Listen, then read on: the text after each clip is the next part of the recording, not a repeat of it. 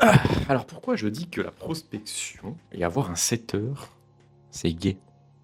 Pourquoi je dis ça? Il y a pas... c'est pas un fondé cette histoire, hein. Pourquoi? Parce que la plupart des gens, si tu m'écoutes, vous déléguez le setting parce que vous avez la flemme, mais vous déléguez surtout le setting parce que vous maîtrisez pas du tout la compétence. Et la plupart, je vous le dis, vous déléguez le setting parce que vous avez la flemme, parce que vous êtes incompétent dedans. Et malheureusement, vous le faites sur une offre qui est extrêmement bancale, en espérant que faire du hard setting pourra compenser je sais pas comment on pourrait dire ça, mais voilà, le caractère bancal de votre offre et de votre brand. En fait, si tu vois, il y a ce dicton que j'aime beaucoup qui dit que de la contrainte naît la forme et que la forme détermine la fonction. J'en ai déjà parlé pas mal de fois sur cette chaîne-là ou sur d'autres chaînes. Et quand tu acceptes que la prospection à froid n'existe plus, tu n'as pas d'autre choix que de faire de la prospection à chaud. Et si tu ne fais que de la prospection à chaud, tu n'as pas le choix de faire un contenu qui est suffisamment attirant pour avoir un trafic régulier d'abonnés ou d'interactions qui mèneront uniquement à la prospection à chaud. La prospection à froid, c'est quoi? C'est toquer à la porte de concurrents pour aller péter les couilles à des abonnés qui ne sont pas les tiens. C'est ça la prospection à froid. Prospection à chaud, c'est toquer à la porte de gens qui ont interagi avec ton contenu. Ok. Donc c'est déjà un peu plus sympa comme façon de faire, on va dire. C'est déjà un peu plus intime pour ceux qui ont vu la vidéo précédente. Cependant, si tu as 500 interactions chaudes par jour, tu vas te dire, bon, bah, il me faut un 7 heures, je sais pas quoi, tu vois. Je vais te répondre un truc, c'est trop tôt encore. Il faut que tu repousses le truc au max. Il faut que tu optimises au max avant de déléguer la chose. Qu'est-ce qui pourrait te pousser aujourd'hui à, malgré beaucoup d'interactions chaudes, à ne pas avoir de 7 heures, voire pire, oh non, oh mon Dieu, à virer ton 7 heures? Qu'est-ce qui pourrait te mener à ça? Il faut que tu durcisses l'accès. Il faut que tu augmentes la barrière à l'entrée. Pourquoi j'irais me faire chier à avoir un setter quand je sais que je peux ajouter seulement 2 étapes dans mon tunnel de vente qui vont augmenter la qualification des gens avec qui je parle en appel de vente et qui peuvent augmenter par conséquent mon taux de closing sans perdre les 5 à 15% de commission que je pourrais verser à un setter tout en restant un businessman en solo queue. Bah rien. Peut-être t'as 3 clics, allez. T'ajoutes 3 clics au tunnel et tu perds pas 15% de commission sur un setter vraiment très bon. Et tu gagnes en qualification et tu augmentes ton closing. Donc admettons, tu closes 15% de plus et tu te délestes des 5 à 15% de commission du setter. Dépend pas d'un setter qui va peut-être se barrer au bout de 6 mois parce que c'est un métier qui est dur. D'accord? Donc c'est beaucoup plus souverain. Et en plus de ça, tu peux accroître ton chiffre d'affaires de 10, 15, 20%. Avec 3 clics. Avec un process plus dur d'accès. Tout simplement. Et quand je parle d'un process plus dur, c'est par exemple, je mets une vidéo épinglée sur YouTube. Dans la description, il y a un school. Sur ce school qui est dans le canal d'acquisition, il y a un numéro de téléphone. Après, je t'appelle. T'es pas qualifié, tu te casses. T'es qualifié, tu peux rentrer. Après, on se rappelle en appel de vente ou anamnèse. Ça peut être tout con, hein. Ça peut juste être ça, hein. Quand t'as un gros trafic, ajouter une étape intermédiaire te permet juste de durcir l'accès et d'augmenter le taux de qualification des gens. En restant tout seul. Au max possible. Et un jour, effectivement, avoir un setter, ça pourrait être intéressant si t'as vraiment un volume qui est inhumain. Mais la plupart, je vous jure, vous avez du volume, mais vous avez une personal brand de peintre. De peintre. Et j'entends vraiment pas du bien de vos retours clients. Donc plutôt que vous concentrer sur avoir des setters qui font du hard setting avec 10 follow-up là, pour me péter les couilles un dimanche matin, là, pour me faire de la relance sur une offre qui est absolument nulle et bancale et frauduleuse, on en reparlera un autre jour. Je vise personne, je vise tout le monde. Eh bien, vous devriez plutôt bosser sur votre delivery, votre système, et comment faire en sorte que vous ayez plus de taux de succès dans votre accompagnement plutôt que de faire en sorte d'avoir plus de volume de leads. Priorisation. On priorise les choses. Ton offre, elle est bancale, tu veux plus de leads. Ça à quoi? Avoir plus de leads et de trafic ne pourra pas compenser la faiblesse de ton offre. Jamais. Bosse ta delivery.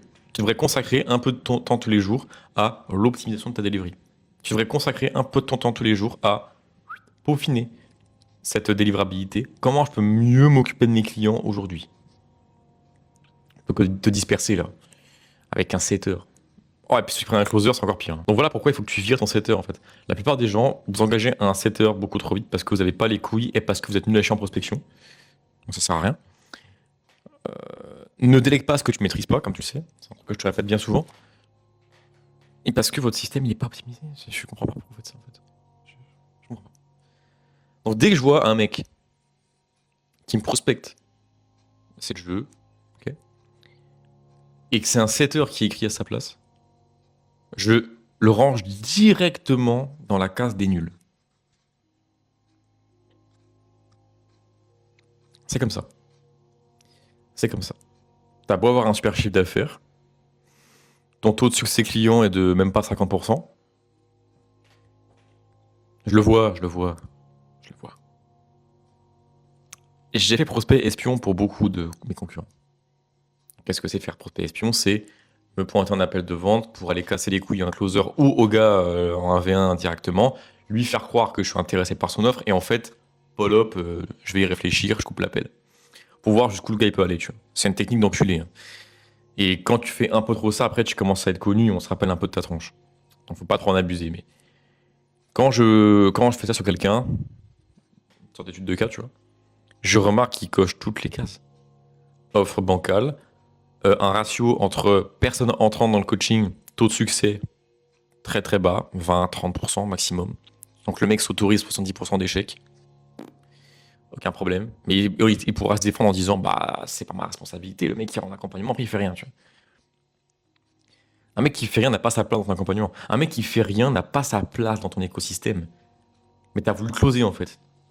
T'as voulu closer. Tu pensais au fait de closer une offre à 4, 5, 6 000 balles, pardon, en sachant pertinemment que le gars était peut-être pas investi, etc., etc.